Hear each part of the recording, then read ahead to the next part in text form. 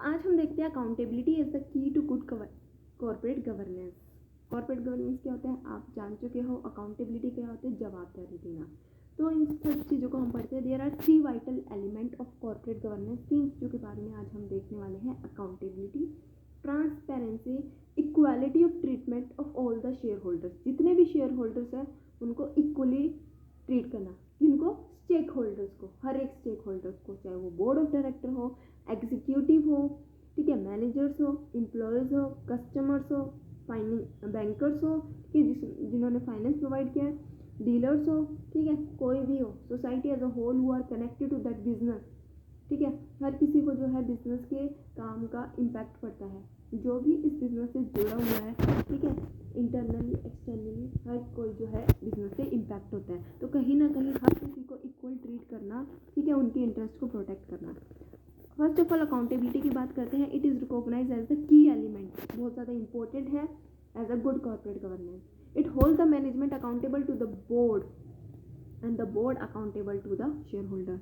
Management किसको accountability करेगा, किसको जवाब देगा? मैनेजमेंट जवाब देगा बोर्ड्स ऑफ डायरेक्टर्स को। बोर्ड्स ऑफ डायरेक्टर किसको जवाब देंगे? शेयर होल्डर्स को, ठीक है।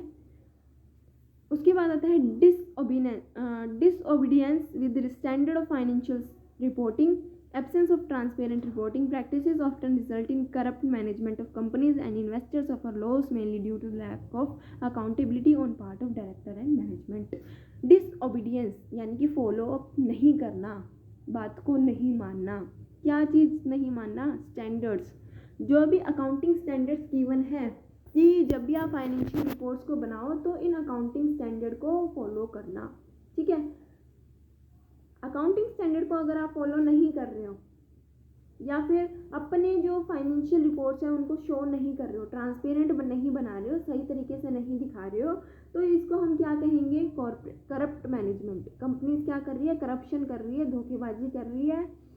इससे क्या होगा? इससे इन्वेस्टर को लॉस होगा, क्योंकि अगर कंपनी सही होती, ठीक है, तो कहीं ना कहीं वो सही तरीके से दिखाती ना। अब कंपनी स्टैंडर्ड को फॉलो नहीं कर रही है, ट्रांसपेरेंट रिपोर्ट नहीं दिखा रही है, तो कहीं ना कहीं इन्वेस्टर को तो लॉस ही होना है, ठीक है। और जब करप्शन कर रही है तो जवाबदारी कौन देगा? अकाउंटेबिलिटी तो कोई भी नहीं देगा, ठीक है, ना डायरेक्टर्स देंगे ना मैनेजमेंट देगा, क्योंकि वो खुद ही ऐसा काम कर रहे हैं, वो जवाब क्या देंगे, ठीक है।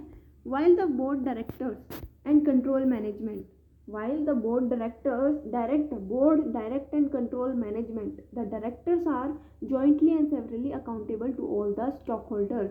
कहीं ना कहीं मैनेजमेंट जो है अकाउंटेबल है बोर्ड्स को, बोर्ड अकाउंटेबल है शेयर होल्डर्स को, तो कहीं ना कहीं बोर्ड को ही तो ध्यान रखना पड़ेगा ना, क्योंकि शेयर होल्डर्स तो जवाब मांगेंगे, हमने पैसा इन्वेस्ट किया, हमें लॉस हो रहा है, रिस्क हो रहा है, बोर्ड कहाँ से देगा? मैनेजमेंट की गलती होगी तो बोर्ड को मैनेजमेंट को डायरेक्ट करना चाहिए, कंट्रोल करना चाहिए, उनकी एक्टिविटीज़ पे ध्यान रखना चाहिए, कोई गलत काम तो नहीं कर रहे, ठीक है, क्योंकि जो बोर्ड है वो खुद क्या होगा? अकाउंटेबल होगा स्टेक होल्डर्स को।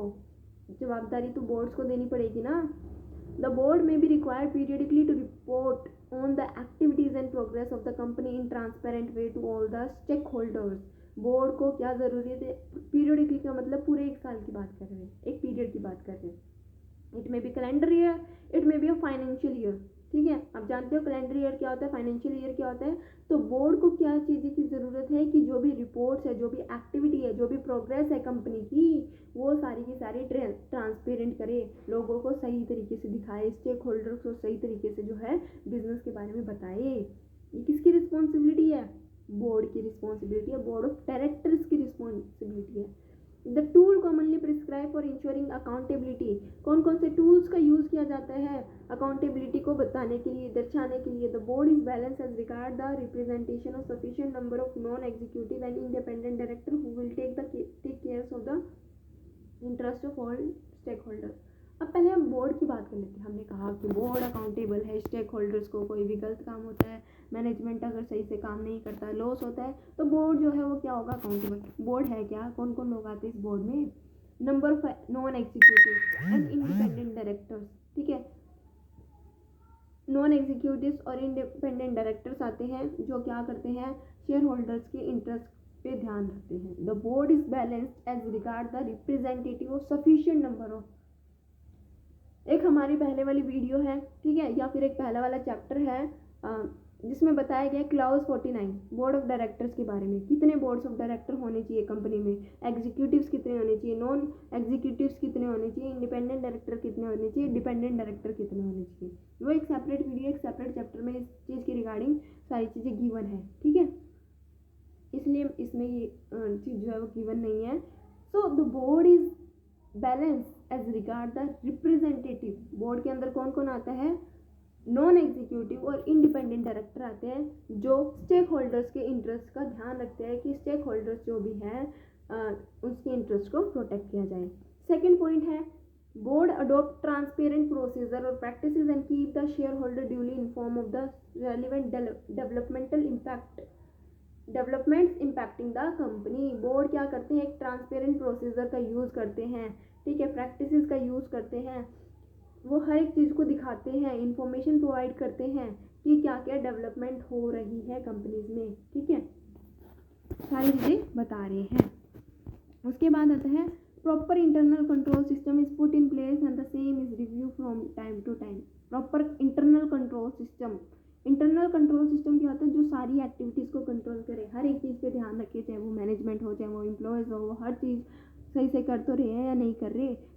इंटरनल कंट्रोल सिस्टम इसलिए लगाया जाता है हर एक चीज़ों को ध्यान पे रखा जाए।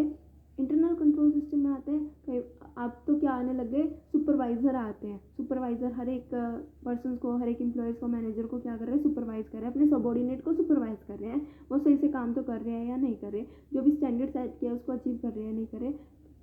जो है कैमराज के थ्रू जो है वो क्या किया जाने लग गया, कंट्रोल किया जाने लग गया, मॉनिटर किया जाने लग गया एक्टिविटीज़ को। तो इंटरनली ऑर्गेनाइजेशन में होने वाली एक्टिविटीज़ को क्या किया जाने लग गया, मॉनिटर करने किया जाने लग गया, चेक किया जाने लग गया। So a proper internal control system is put in place and the same is review from time to time. It facilitate the effectiveness and efficiency of operations and ensures the reliability of reporting. ये check किया जाता है कि जो भी operation किए गए, जो भी काम, जो भी एक्टिविटी परफॉर्म की गई वो कितनी इफेक्टिव है, इफिशिएंट है, और इसके थ्रू हम क्या कर सकते हैं, जो भी हमारी रिपोर्टिंग है उसको रिलायबल बना सकते हैं। There is a periodically monitor through internal audit which may ensure the institutionalizing of financial and operating control system in a country। एक कंट्री में जो भी फाइनेंशियल रिपोर्ट्स तैयार की जाती हैं, जो भी अकाउंटिंग रिपोर्ट्स तैयार किए जाते हैं, उन सारी चीज़ों को कंट्रोल किया जाता है कि वो सारी चीज़ें सही तरीके से प्रिपेयर की गई है या नहीं की गई। किस तरीके से, ऑडिट के थ्रू ऑडिट किया जाता है, इंटरनल ऑडिट किया जाता है, पीरियडिकली हर साल किया जाता है। उसके थ्रू एक्टिविटीज़ को, परफॉर्मेंस को चेक किया जाता है कि जो भी फाइनेंशियल रिपोर्ट्स है, ठीक है, जो भी फाइनेंशियल रिपोर्ट्स हैं, जो भी ऑपरेशंस हैं कंपनी के, वो सही है या नहीं है, ठीक है। There exist a sound system of periodic reporting, financial reporting which ensures adequate disclosure and transparency in governance. एक साउंड सिस्टम एस्टेब्लिश किया गया जिसके थ्रू ये चेक किया गया कि जो भी एक बिजनेस बता रहा है वो सारी चीज़ें, सारी की सारी एक्टिविटीज़ क्या होनी चाहिए, ट्रांसपेरेंट होनी चाहिए। जो भी फाइनेंशियल रिपोर्ट प्रिपेयर की गई है, ठीक है, जो भी अकाउंट्स प्रिपेयर किए गए हैं वो किस बेसिस पे किए गए, कौन से स्टैंडर्ड को फॉलो किया गया है। अगर आप डेप्रिसिएशन लगा रहे हो, ठीक है, तो किस बेसिस पे लगा रहे हो, रिटर्न डाउन वैल्यू पे मेथड पे लगा रहे हो, स्ट्रेट लाइन मेथड पे लगा रहे हो, कौन सा प्रोसीजर आप फॉलो कर रहे हो, ठीक है, कितने साल से कर रहे हो। अगर आपने चेंज किया कोई भी प्रोसीजर, पहले आप स्ट्रेट लाइन मेथड यूज़ कर रहे थे, आप return down value method use कर रहे हो, तो कहीं ना कहीं सारी चीज़ों का इम्पैक्ट आपके प्रॉफिट पे आएगा। क्या रीज़न है आप ये कर रहे हो, तो सारी चीज़ों को ट्रांसपेरेंट बनाना। अगर कोई प्रोसीजर यूज़ कर रहे हो तो क्यों कर रहे हो, ठीक है, कौन से स्टैंडर्ड फॉलो कर रहे हो, तो सारी चीज़ों को क्या करना, ट्रांसपेरेंट बनाना, डिस्क्लोज करना, सारी की सारी इन्फॉर्मेशन देना। किसका काम है, बोर्ड ऑफ डायरेक्टर का। वो क्या कर रहा है, इंटरनल कंट्रोल सिस्टम लगा रहा है बिजनेस के अंदर, हर एक चीज़ों को मॉनिटर कर रहा है, क्योंकि बोर्ड ऑफ डायरेक्टर क्या है, अकाउंटेबल है all the stakeholders of the company. There is an audit committee of independent director. It is the most vital link in the establishment of a system of accountability and to promote good corporate governance. Audit committee को जो है बनाया गया, audit committee of independent director, जो किसी पे depend नहीं करते, वो इंडिपेंडेंटली क्या करते हैं, डिसीजन लेते हैं। So it is the most vital link in establishment of a system of accountability. बहुत ज़्यादा इंपॉर्टेंट है ताकि जो अकाउंटेबिलिटी का सिस्टम है वो क्या किया जा सके, प्रमोट किया जा सके, एस्टैब्लिश किया जा सके, ताकि एक गुड कॉर्पोरेट गवर्नेंस को क्या किया जा सके, प्रमोट किया जा सके। तो आई होप आप सभी को ये पॉइंट जो है वो अच्छे से समझ में आ गए होंगे, क्लियर हो गए होंगे। मैंने अपनी तरफ से अपना बेस्ट देने की कोशिश की है। Question exam point of view से बहुत ज़्यादा इंपॉर्टेंट है। अगर आपको कोई भी पॉइंट में किसी भी पॉइंट में दिक्कत है तो मैं आपको सारे पॉइंट जो है वो शो कर देती हूँ, ताकि आप उसको एक बार फिर से रिवाइज कर लो। और अगर कोई डाउट लगता है तो एक बार फिर से ये वीडियो देख लेना। पहले वीडियो देखो, समझो, फिर सभी पॉइंट्स को रिवाइज कर लो, रीड कर लो, उसके बाद फिर से वीडियो देख लो। गारंटी है आपको ये टॉपिक क्लियरली समझ में आ जाएगा। ठीक है, ये पॉइंट है, उसके बाद ये एंड लास्ट ये वाला टॉपिक। ठीक है।